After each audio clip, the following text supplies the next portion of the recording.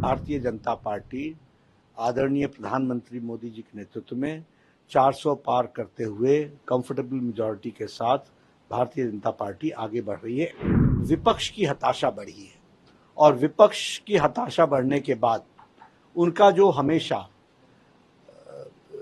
फूट डालो, राज करो, लोगों को गुमराह करो, इस राजनीति को उन्होंने स्थापित करते हुए आगे बढ़ने का काम पकड़ लिया है।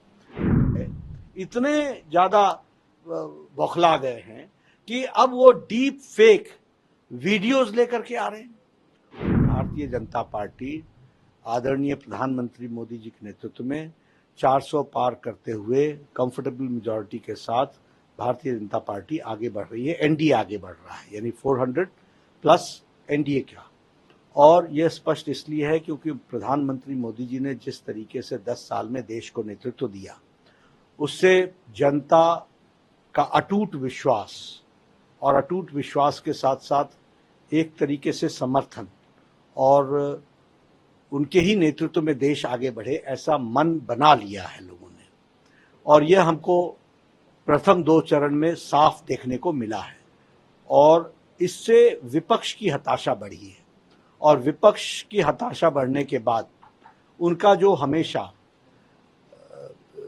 फूट डालो, राज करो, लोगों को गुमराह करो, इस राजनीति को उन्होंने स्थापित करते हुए आगे बढ़ने का काम पकड़ लिया है। अब वो बहुत ही डीप डिप्रेशन में चले गए और इस कारण से वो इस तरह की राजनीति कर रहे हैं जो समाज को बांटे। अभी जो उनका मैनिफेस्टो आया, वो मैनिफेस्टो उनका हिडन एजेंडा स्पष्ट बताता है। वो हिडन एजेंडा क्या है? जो उन्होंने आंध्र प्रदेश में किया, जो उन्होंने कर्नाटक में किया। क्या किया उन्होंने? जो भीमराव अंबेडकर जी ने साफ कहा कि संविधान के अंदर कभी भी रिलीजियस ग्राउंड्स पर रिजर्वेशन नहीं होगा, लेकिन उन्होंने आंध्र प्रदेश में 4 बार प्रयास किया और एससी, एसटी, ओबीसी का रिजर्वेशन लेने का प्रयास किया। कर्नाटक में उन्होंने ओबीसी का रिजर्वेशन लेकर के मुस्लिम को दिया, जो हमारी सरकार ने उसको निरस्त किया।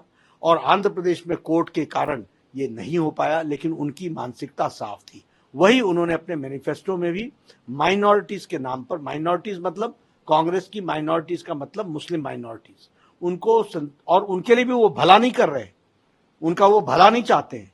वो सेपरेटिस्ट एटीट्यूड को लेकर के, डिविजिव फोर्सेस को लेकर के अपीजमेंट की पॉलिटिक्स कर रहे हैं और अपीजमेंट की पॉलिटिक्स, तुष्टीकरण की पॉलिटिक्स में उन्होंने किया।